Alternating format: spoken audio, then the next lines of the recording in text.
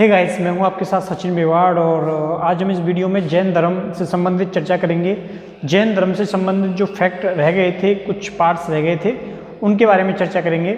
तो हमने इससे पहले कई जो लेक्चर हैं वो जैन धर्म के संदर्भ में बना दिए हैं, काफ़ी विस्तृत उसका अध्ययन किया था। और आज हम इस वीडियो में जैन धर्म के जो बाकी के कुछ पॉइंट्स रह गए हैं उनके बारे में अध्ययन करेंगे। तो चलिए स्टार्ट करते हैं बिना किसी देरी के। तो आप लोगों को जानना होगा कि जो जैन धर्म है, ये कुछ समय के बाद यानी कि महावीर स्वामी की मृत्यु के पश्चात इसमें मतभेद उत्पन्न हो जाते हैं और मतभेद उत्पन्न हो जाने के पश्चात ये दो वर्गों में विभाजित हो जाता है। आप लोगों ने छोटी कक्षाओं में अक्सर इनका अध्ययन कर रखा होगा कि श्वेतांबर और दिगंबर में क्या हो जाता है, इनका विभाजन हो जाता है। इसके अलावा इनका एक और वर्ग था जिसको कुचक्र के नाम से जानते थे, लेकिन आपको श्वेतांबर और जो दिगंबर है इनके बारे में ही जानना है। तो इसके दो पार्ट्स हैं। तो सबसे पहले ये किन भागों में डिवाइड होता है? दो भागों में, श्वेतांबर और दूसरा जो था उसको बोलते हैं दिगंबर। यानी कि इसके दो भाग हो गए, एक हो गया इसका श्वेतांबर और एक भाग हो गया इसका दिगंबर। अब श्वेतांबर और दिगंबर में आपको यह समझना होगा इन दोनों के अंदर सिद्धांतों को लेकर उनके मध्य में क्या थे? मतभेद उत्पन्न थे। दोनों के सिद्धांत अलग थे, दोनों के जो कार्य हैं उनमें थोड़ी असमानता है और दोनों के मध्य विचारों को लेकर जो है मतभेद है वो साफ जो है दिखाई देता है। तो इसमें हम एक एक करके अध्ययन करेंगे। तो सबसे पहले हम जो है अध्ययन करने वाले हैं तो किसके बारे में अध्ययन करेंगे? श्वेतांबर के बारे में अध्ययन करेंगे। अब देखिए, जैसा कि शब्द में दिया हुआ है श्वेतांबर, तो श्वेतांबर यानी कि ये क्या करते थे? श्वेत वस्त्र जो है वो धारण करते थे। और जो श्वेतांबर मत की जो विचारधारा के लोग हैं इनको स्थूलभद्र का समर्थक माना जाता है। ठीक है, श्वेतांबर तो ये सफेद वस्त्र धारण करते हैं, सफेद वस्त्र धारण करते हैं, सफेद वस्त्र धारण करते हैं तथा ये सफेद वस्त्र धारण करते हैं तथा इन्हें स्थूलभद्र, ठीक है, इन्हें स्थूलभद्र का समर्थक माना जाता है। स्थूलभद्र का समर्थक माना जाता है। किसका समर्थक माना जाता है? तो इनको स्थूलभद्र का समर्थक माना जाता है।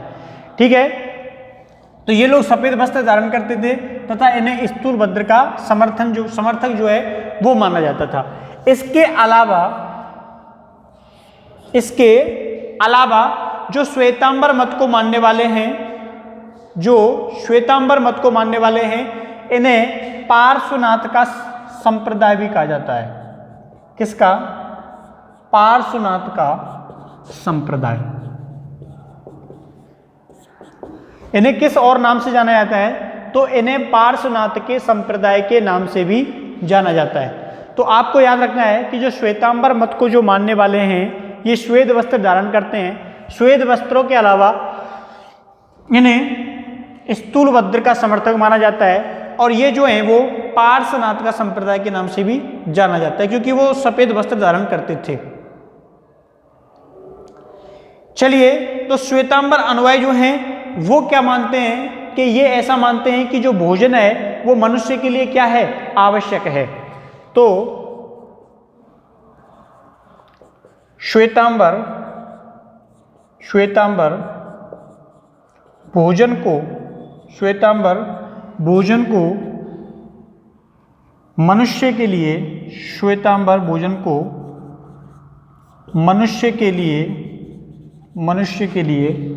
आवश्यक मानते हैं।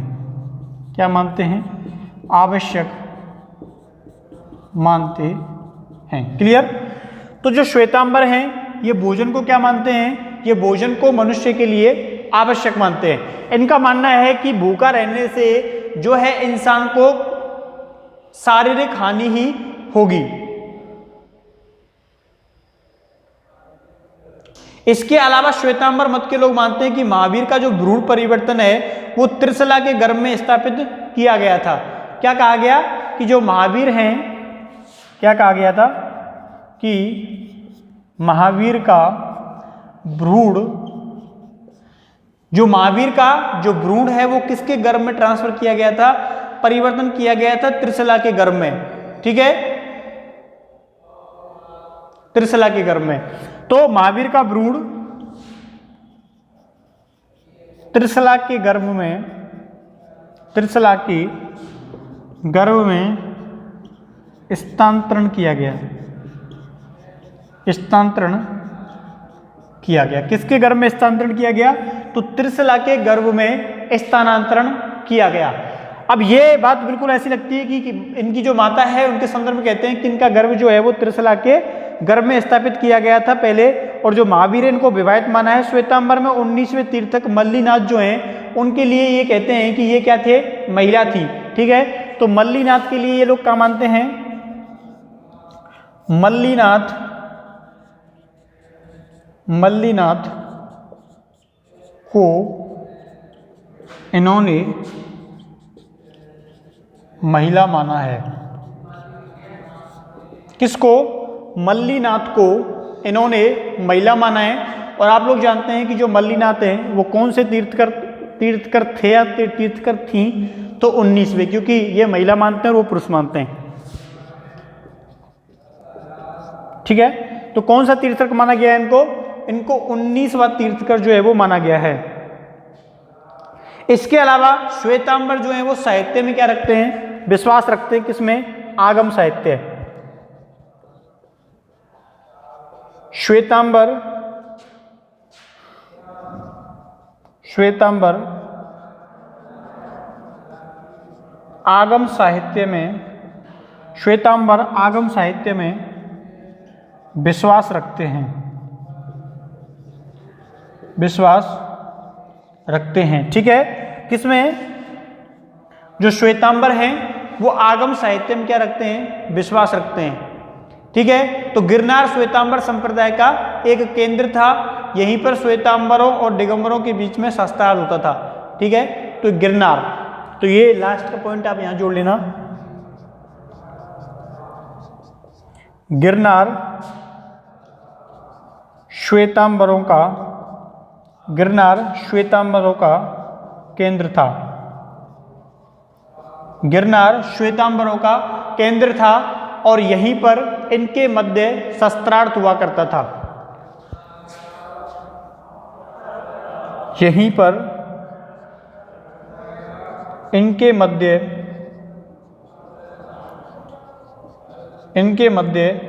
शस्त्रार्थ हुआ करता था, शस्त्रार्थ हुआ करता था।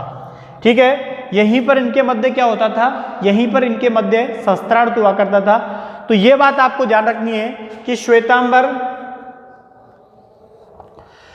तो ये जो है वो सफेद वस्त्र धारण करते थे। इन्हें स्थूलभद्र का क्या कहते हैं, समर्थक कहा गया है। पार्श्वनाथ का, इनको पार्श्वनाथ का संप्रदाय माना गया है। श्वेतांबर भोजन को मनुष्य के लिए क्या मानते थे, मनुष्य के लिए आवश्यक मानते थे। और महावीर का जो भ्रूण है वो बताते हैं कि त्रिशला के गर्भ में हस्तांतरण किया गया था। मल्लीनाथ को इन्होंने क्या बताया, महिला माना है, जो कि 19वीं तीर्थकर थी।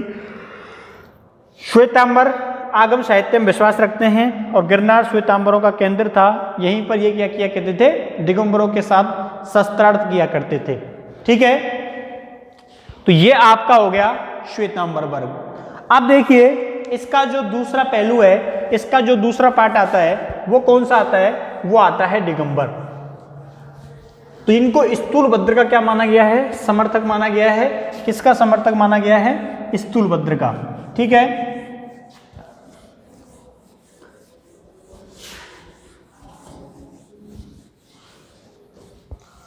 देखिए आगे। अब ये बात करते हैं, दिगंबरों की बात करते हैं।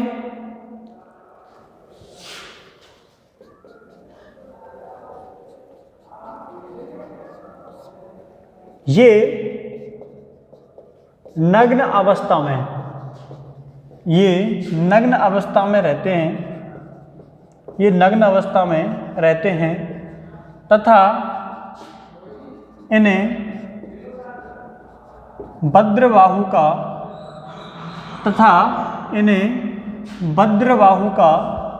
समर्थक माना गया है तथा इन्हें भद्रबाहु का समर्थक माना गया है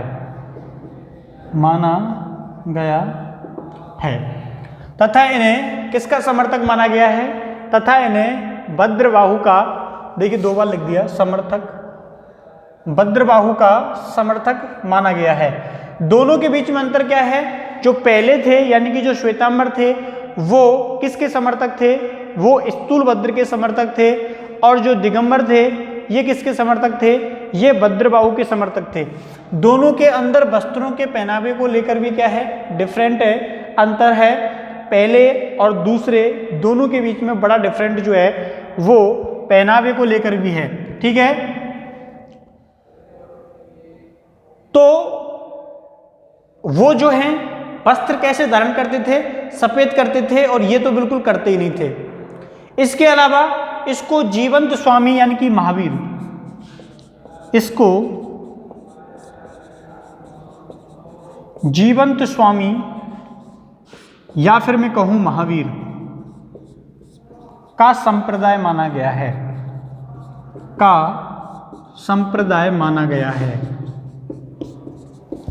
किसका, जीवंत स्वामी।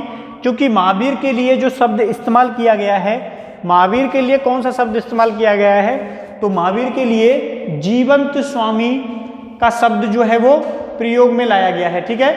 कि कौन सा शब्द प्रयोग में लाया गया है, जीवंत स्वामी का शब्द प्रयोग में लाया गया है।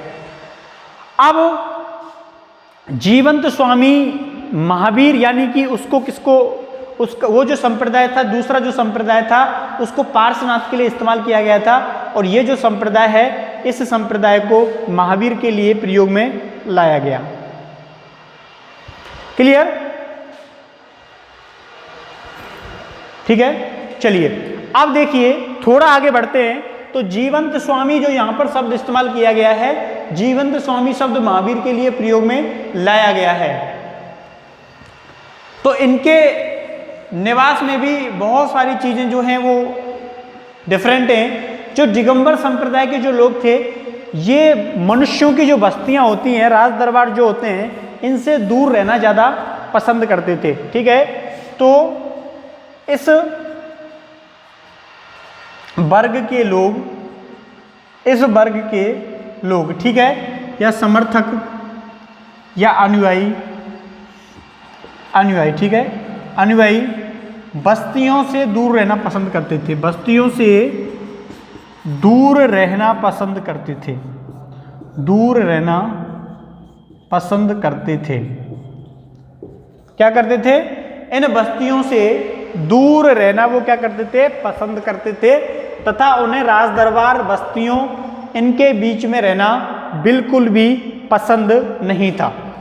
इसके अलावा इसमें जो उन्होंने दिगंबर को महिला माना था, ये क्या मानते हैं, उनको पुरुष मानते हैं। किसको, मल्लीनाथ को। तो मल्लीनाथ को इन्होंने पुरुष माना है, इन्होंने पुरुष माना है। क्या माना है, इन्होंने मल्लीनाथ को पुरुष माना है, ठीक है। अब आगे देखिए, इनके अनुसार महिला जो है वो तीर्थकर नहीं हो सकती, महिला तीर्थकर नहीं हो सकती। तो ये इन दोनों के मध्य जो अंतर था वो मैंने आपको बताया है कि इन दोनों के बीच में क्या क्या सामान्यतः डिफरेंट हैं। इसके अलावा इनका जो केंद्र रहा है वो बंगाल का पुंड्रबर्धन जो क्षेत्र था वो इनका केंद्र रहा था। पुंड्रबर्धन बंगाल,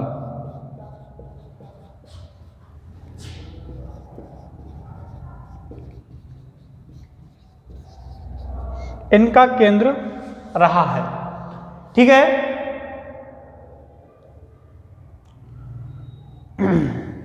तो हेनसांग ने भी इस संबंध में अपना विवरण दिया है और हेनसांग ने, किसने, हेनसांग ने इस दिगंबर शाखा को अपने समय पर सबसे संपन्न शाखा माना है। क्या माना है? सबसे संपन्न शाखा माना है। क्लियर? तो इसको जल्दी से उतारिए, उसके बाद हम आगे चलते हैं और आगे के पॉइंट्स के ऊपर चर्चा करेंगे। तो इन दोनों के बीच के अंतर को जो विभाजित करने वाली पॉइंट्स थे वो मैंने आपको बता दिए। अब आगे देखिए, तो श्वेतांबर और दिगंबर के मध्य जो डिफरेंट थे वो आपको पता चल गए।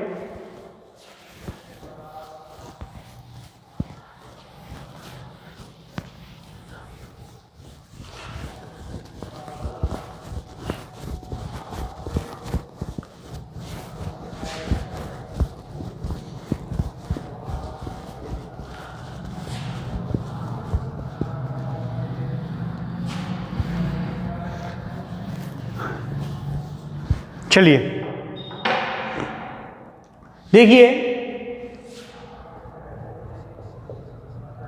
अगला जो पॉइंट है वो है जैन धर्म की, किसकी?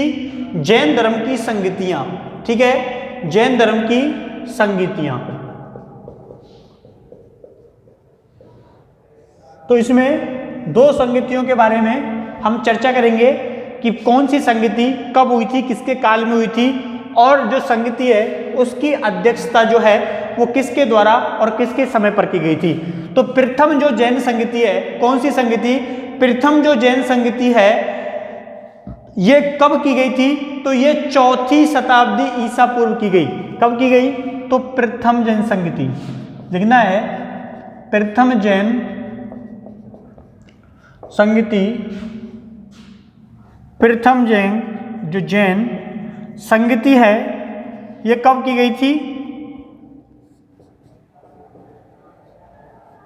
4वीं शताब्दी, 4वीं शताब्दी ईसा पूर्व, 4वीं शताब्दी ईसा पूर्व की गई। लेकिन कहां पर की गई थी? तो पाटलिपुत्र में की गई थी। ठीक है, प्रथम जैन संगति के अगर हम स्थान की बात करें, प्रथम जैन संगति के अगर हम जो स्थान है उसकी बात करें तो पाटलिपुत्र में की गई थी। कहां पर की गई थी? पाटलिपुत्र में, पटना वाला जो क्षेत्र है पाटलिपुत्र में की गई थी। अगर पाटलिपुत्र में की गई थी तो इसका अध्यक्ष किसे बनाया गया था? इसका अध्यक्ष स्थूलभद्र को बनाया गया था। इसका जो अध्यक्ष बनाया गया था वो किसको बनाया गया था? स्थूलभद्र को इसका अध्यक्ष जो है वो बनाया गया था। ठीक है, इसके अलावा इस सभा के अंदर जो होता है श्वेतांबर और दिगंबर संप्रदायों के मध्य में विभाजन हो जाता है। ये आपको स्टार बना के लिख लेना है। पूछा जा सकता है कि किस समय, किसके समय, किस काल में, कब श्वेतांबर और जो दिगंबर संप्रदाय इनका विभाजन होता है। तो इसी में होता है श्वेतांबर एवं दिगंबर मत के मध्य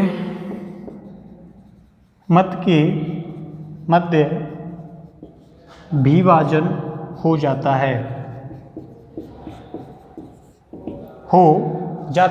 है, क्लियर?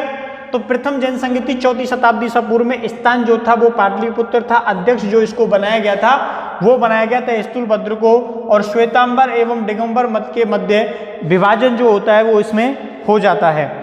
ठीक है, इसके अलावा हम बात करें द्वितीय जैन संगति की, यानी कि सेकंड जैन संगति।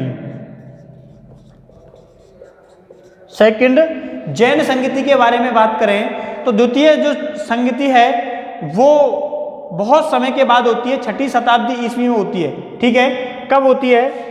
इसका जो समय माना गया है तो लगभग 513 से 26 ईस्वी के आसपास ये हुई होगी और इसका जो समय माना गया है वो 6वीं शताब्दी माना गया है, 6वीं शताब्दी ईस्वी। ठीक है, तो ये भी आपको याद रखना है कि द्वितीय जो जैन संगीति होती है वो 6वीं शताब्दी ईसा पूर्व ये संगीति घटित हुई थी और इसका जो स्थान था जहां पर ये हुई थी, तो इसका स्थान था बल्लभी। कौन सी जगह? बल्लभी। और बल्लभी के बारे में आप जानते हैं कि बल्लभी कहाँ पड़ता है? गुजरात में पड़ता है। कहाँ पड़ता है? गुजरात में पड़ता है। अब गुजरात में कहाँ पड़ता है? तो काठियावाड़ में पड़ता है। कहाँ पड़ता है? काठियावाड़ में पड़ता है, गुजरात। ठीक है, बल्लभी। अब इसके बाद स्थान के बाद अगर हम बात करें कि इसकी अध्यक्षता किसके द्वारा की गई थी, तो श्रीमा श्रवण के द्वारा की गई थी। ठीक है, किसके द्वारा इसकी अध्यक्षता की गई? अध्यक्षता श्रीमा श्रवण। किसके द्वारा इसकी अध्यक्षता की गई? श्रीमा श्रवण के द्वारा की गई। और श्रीमा श्रवण का दूसरा नाम तुमको मिल सकता है देवरिद्धिगढ़ी। ठीक है, कब? देवरिद्धिगढ़ी के द्वारा। तो ये दोनों की दोनों जो संगतियां हैं वो आपको ध्यान रखनी है। प्रथम जो जैन संगति है वो 4वीं शताब्दी ईसा पूर्व में जाके घटित होती है। स्थान पाटलिपुत्र होता है, इसका अध्यक्ष स्थूलभद्र होता है। द्वितीय जो जैन संगति है वो 6वीं शताब्दी में जाके होती है और 6वीं शताब्दी ईस्वी में स्थान क्या होता है? बल्लभी होता है और इसका जो अध्यक्ष बनाया गया था वो श्रीमा श्रवण को बनाया जाता है। तो ये आपके जैन जो धर्म है इसके लास्ट टॉपिकों में इसको आप शामिल कर सकते हो। ठीक है, इसके अलावा कुछ बेसिक शिक्षाएं भी हैं, बेसिक एजुकेशन की बातें भी हैं। आप लोग इस संबंध में बुक का अध्ययन कर सकते हो। जैसे मैं कुछ बातें आपके साथ शेयर कर दूं कि जैन धर्म के अंदर जो कृषि है, कृषि करने की क्या है? मनाही की गई है। जैन धर्म के अंदर युद्ध जो है इसके करने की भी मनाही की गई है। इसके पीछे कारण क्या है? इसके पीछे कारण है कि इन दोनों में जो जीव हैं उनकी क्या होती है? हत्या होती है। और हत्या की क्या है? मनाही ही है, अहिंसा मैंने बताया था ना। तो इन दोनों की भी क्या की गई है? इसमें मनाही की गई है, कृषि और युद्ध की। इसके अलावा बहुत सारी छोटी छोटी बातें जैन धर्म के अंतर्गत आती हैं। तो काफ़ी बारीकी से अहिंसा को फॉलो करने का इसमें प्रयास जो है वो किया गया है। तो उम्मीद है जैन धर्म के हमने अब तक के जितने लेक्चर बनाए हैं तो कहीं ना कहीं आपने कुछ ना कुछ नया इसमें सीखा होगा। ठीक है, कल यानी कि नेक्स्ट वीडियो में हम आगे के जो नेक्स्ट लेक्चर हैं उनका अध्ययन करेंगे और आने वाले जो लेक्चर हैं उनमें हम बौद्ध धर्म के बारे में विस्तृत चर्चा करेंगे। तो बताइए कि आपको जो लेक्चर लगा वो कैसा लगा। आप अपनी प्रतिक्रिया दे सकते हैं। अगर आपके मन में कोई कन्फ्यूजन है जैन धर्म से संबंधित तो आप ज़्यादा जानकारी के लिए बुक का अध्ययन कर सकते हैं, किताबें पढ़ सकते हैं, एक नहीं बहुत सारी पढ़ सकते हैं। ठीक है, तो मिलते हैं कल नेक्स्ट वीडियो में। तब तक के लिए थैंक यू, धन्यवाद, बाय बाय।